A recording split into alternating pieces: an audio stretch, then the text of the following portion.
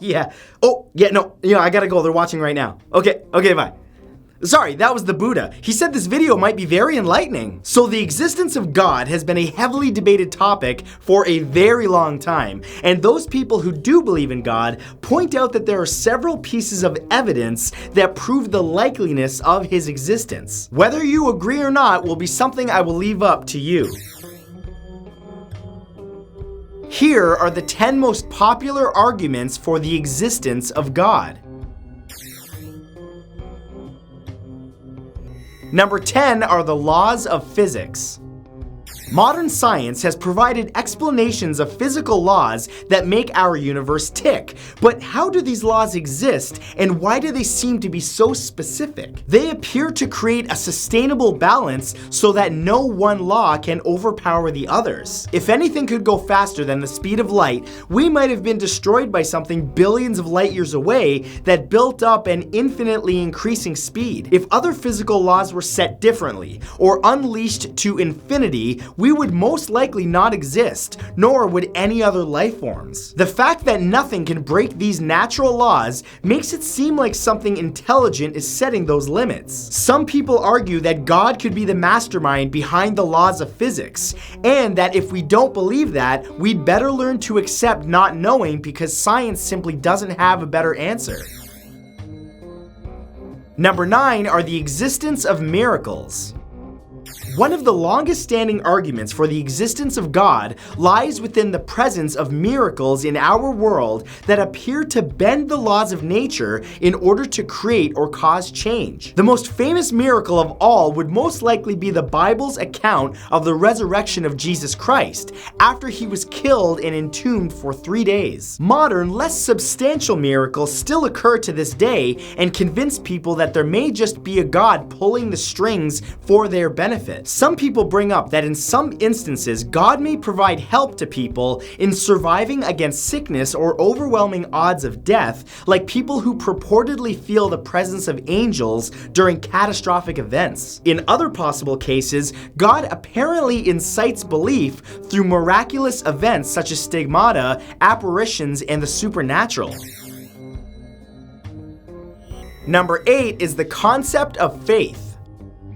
Religious faith in humanity is strong and defies the basic logic of perception, since we tend to believe in something that we have no way of proving is actually there. Some people ask the question, why do we even have faith? And why do we put so much stake in something that may be impossible to prove? Well, they argue that the existence of faith may be a gift given to us, and its effects can change a person in incredible ways. If you are dealing with cancer or the loss of a loved one, then a great number of people will likely be advising you to stay positive and keep your faith. But interestingly, faith in a higher power such as God helps give hope and has been scientifically proven to aid in the healing process both mentally and physically within the body. Even if God is not a tangible creature, the faith people have in him makes him real enough to affect the world in fantastic ways.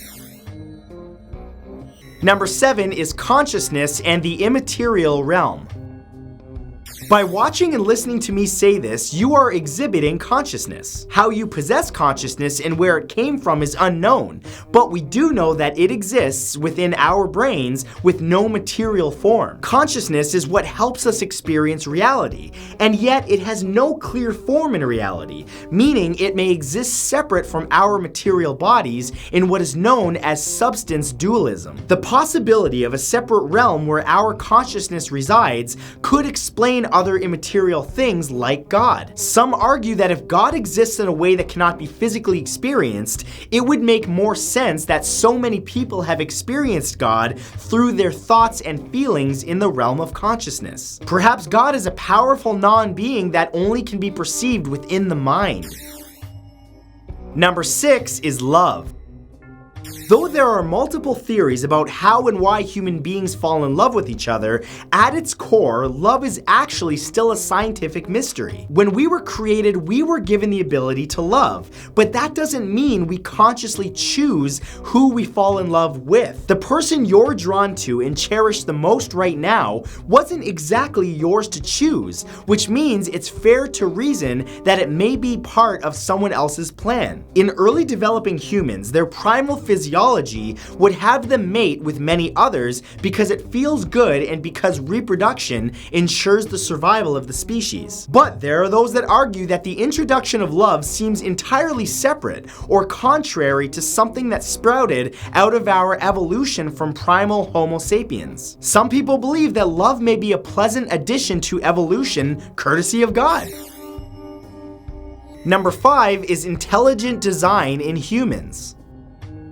While the intelligent design argument may have been seemingly disproved by Darwin, there was nothing to suggest that evolution itself couldn't have been the real intelligent design. Evolution is an intricate process that allows a species to adapt and survive by being the best suited to their environment. If this process didn't exist, then life, including us, wouldn't be able to persist for so long. On a more microscopic level is DNA, which is built with craftsman-like design with strands fitting together to complete a specific purpose. Our genetic structure forms who we are and causes us to be unique in some way. Our differences create a wider framework for natural selection, which makes for healthier cycles of evolution. The argument here is that all of this ensures that the process lives on and its design must have involved some intelligence. Number 4 is the concept of moral values.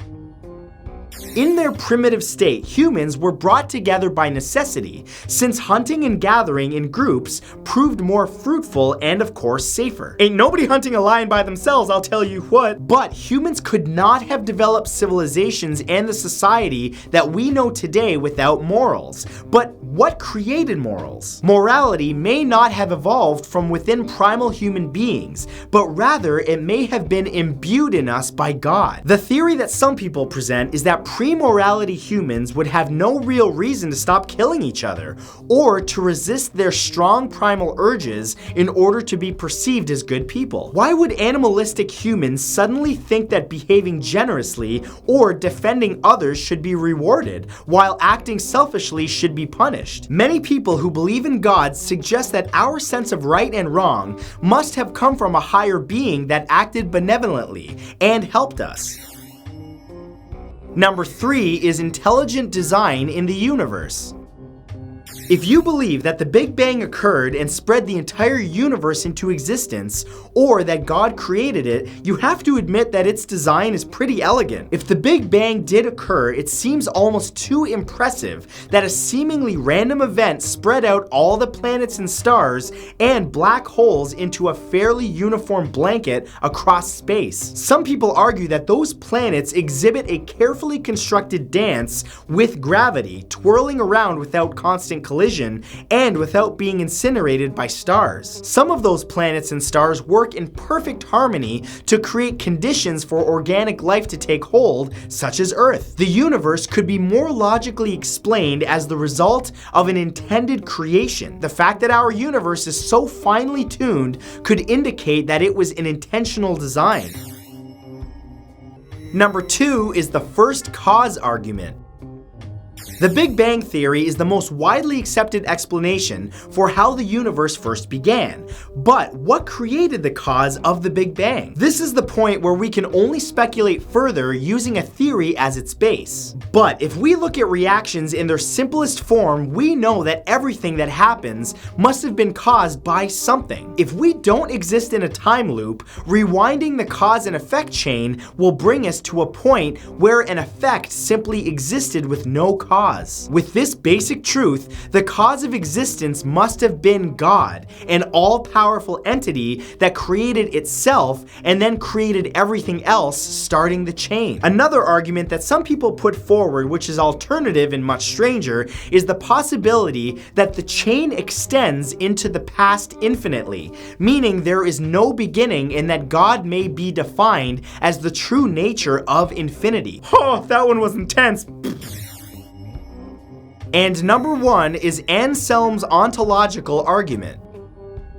An argument first brought forward by Anselm of Canterbury in 1070 states that our ability to imagine the concept of an ultimately perfect being means that it must exist. He argued that his idea must stem from something that exists in our universe. Otherwise, how would we be able to think it up? The famous French philosopher René Descartes supported it 571 years later, saying that if his idea of perfection includes existing, then God must exist. We know what God is, therefore he exists in our understanding. We also understand things that exist in reality like apples, but there are hidden things in existence that we do not yet understand. These things outside of our frame of reference are hard to imagine because we haven't witnessed them. So the philosophical argument is, why do we understand God so clear? And the answer to them is that maybe because he exists. So that was the 10 most popular arguments for the existence of God. Woo!